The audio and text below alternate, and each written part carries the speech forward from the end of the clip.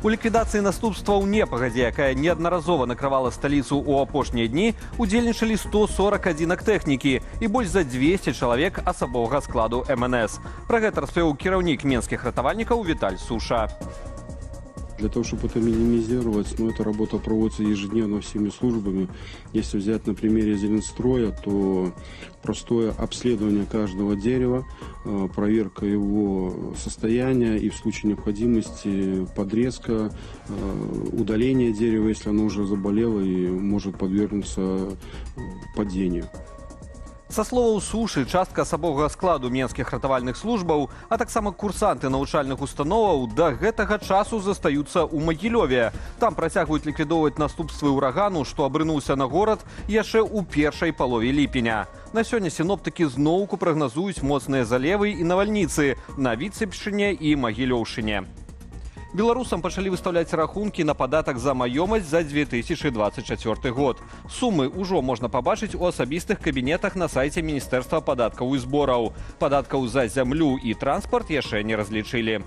Папяровыя апавяшчэнні павінны прыйсці поштаю да 1 кастрычніка. Аплаціць падатак можна праз АРІП у банку ці на пошце, а таксама ў асабістым кабінеце на сайце падатковай. Зрабіць гэта неабходна да 17 лістапада. Пры гэтым грошы неабходна ўнесці раней, бо 15 і 16 лістапада выходныя дні. Падаткавікі папярэджваюць, што за спазненне з аплатай прадугледжаны штраф да 40% ад сумы падаткаў. Польскі прэм'ер-міністр заявіў, што Расія будзе гатовая да вайны з НАТО ўжо праз 2 гады, у 2027. Маўляў, гэткую інфармацыю ён атрымаў ад камандуючага еўрапейскімі сіламі Паўночна-Атлантычнага альянсу генерала Алексуса Грынкевича. Że Amerykanie na serio przygotowują się do sytuacji. Амерыканцы сур'ёзна рыхтуюцца да такой сітуацыі. Не да вайны, не хачу тут рабіць нейкага трагічнага прагнозу, але да сітуацыі, у якой, як з амерыканскага боку, так і, на думку майго госця, генерала Грынкевича, нашыя глобальныя праціўнікі, а для Польшчы гэта ў першую чаргу Расія, будуць гатовыя да такога супрацьстаяння менавіта ў 2027 годзе.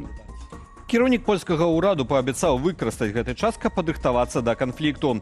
Раней дацкая выведка ў сваім прагнозе называла іншыя тэрміны. Подле іх разлікаў Расія для нападу на Еўропу спатрэбіцца 5 гадоў ад завяршэння ці замарожвання вайны ва ўкраіне. Нагадаем, украінскі прэзідэнт Уладзімір Зеленскі раней папярэджваў еўрапейскіх партнёраў, што напад можа здарыцца ўжо сёлета падчас правядзення ў Беларусі вучэнняў «Захад-2025».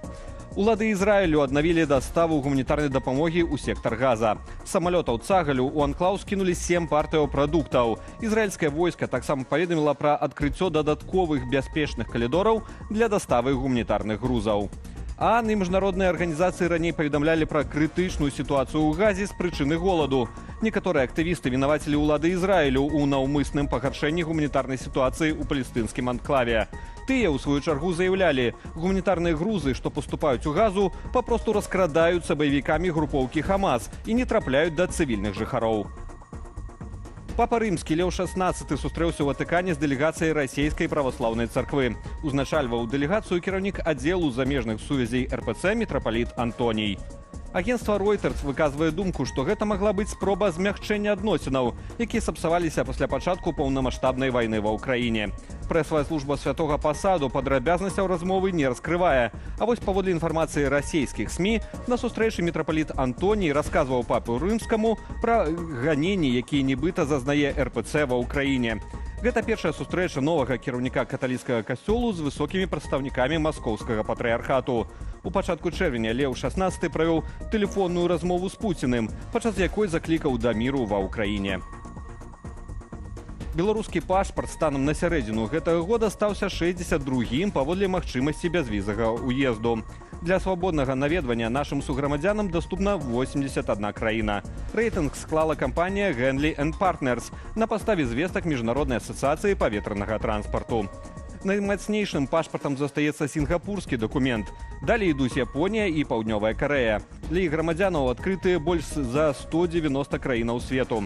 Акрамя таго, у першую дзясятку трапілі і заходнія суседзі Беларусі. Польша на 7-м месцы, Латвія і Літва на 9-м і 10-м адпаведна. Уладальнікі іх пашпартоў могуць ездзіць без візаў у больш чым 180 краінаў. Одна из найважнейших датаў у сучаснай гісторыі Беларусі. 35 гадоў таму Верховны Савет БССР прыняў дэкларацыю аб дзяржаўным суверэнітэце. Дата 27 ліпеня цягам 5 гадоў з 1992 да лукашэнкаўскага рэферэндуму ў 1996 азначалася як Дзень незалежнасці Рэспублікі Беларусь. Падзеі тых дзён у інтэрв'ю Белсату успамінае былы дэпутат Анатоль Лябедзька. У зале тады было такое свята, я бачыў слёзы, я бачыў дэпутаты, якія сядзелі побач, абдымалі адзін аднаго, некаторыя нават са слязамі. Другі такі моцны момант для мяне гэта калі я пасля прыняцця дэкларацыі аб дзяржаўным суверэнітэце, тады яшчэ БССР, прыехаў на сваю Ахмяншчыну, і ў мяне была сустрэча ў клубе з сваімі выбарцамі.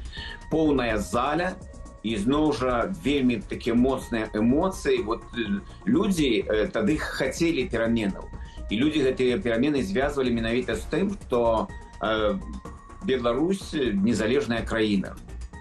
Дык калі беларусам святкаваць сапраўдны дзень незалежнасці 27 ліпеня, 25 жніўня ці 25 сакавіка. Аргументы за і супраць гучалі на круглым стале, зарганізаваным Беларускім інстытутам публічнай гісторыі.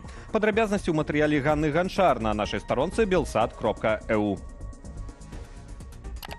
Журналіст Юрый Дракахруст выступае за 27 ліпеня, дзень прыняцця дэкларацыі аб суверэнітэце БССР у 1990 годзе. Ён лічыць гэтую дату кансэнсуснай і надае ёй сімвалічную вагу. У гэтым выбары даты для святкавання незалежнасці яго падтрымлівае юрыстка Кацярына Дайкава. А вось палітолог Валер Карбалевіч мяркуе, што 25 сакавіка, дзень волі, мае глыбейшае гістарычнае значэнне і ёсць альтэрнатываю савецкай традыцыі. Да такой жа думкі схіляецца і Андрэй Казакевіч. 25 сакавіка ён лічыць першым усвядомленым актам абвяшчэння незалежнасці, а 27 ліпеня называе фармальнаю рэакцыяй на падзеі ў СССР. Але што рабіць з 3 ліпеня, праўладным днём незалежнасці, які святкуюць з 1996 года? У будучым гэтая дата можа стацца днём вызвалення або днём сталіцы. Зрэшты, як мяркуюць эксперты, выбар, калі адзначаць незалежнасць, мусіць адбыцца праз шырокае грамадскае абмеркаванне або рэферэндум.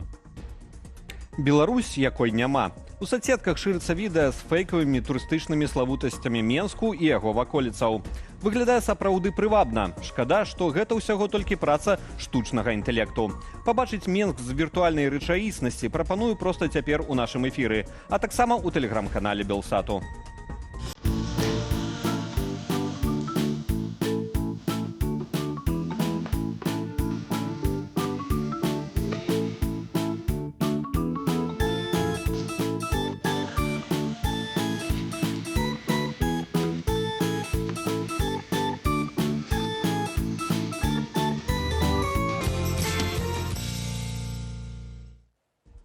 А цяпер пра сапраўдныя турыстычныя славутасці. У берасці падчас святкавання дня гораду на цэнтральнай савецкай вуліцы адкрылі новы арт-аб'ект. Там паставілі гіганцкі гузік легендарнага берасцейскага ліхтарніка. Турысты вераць, што калі патрымацца за сапраўдны атрыбут уніформы, гэта да шчасця. Вось для іх і зрабілі 3-метровую копію шчаслівага гузіка. Як гэта выглядае ў нашай рубрыцы без каментара.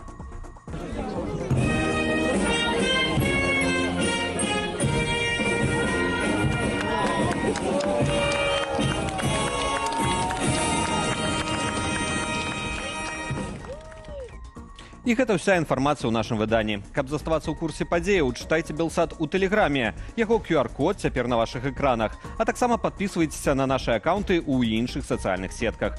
Заклікаю і да актыўнасці пад гэтым выданнем у Ютубе. Але не забывайцеся на захады лічбавай бяспекі. Беражыце сябе і заставайцеся з Белсатам.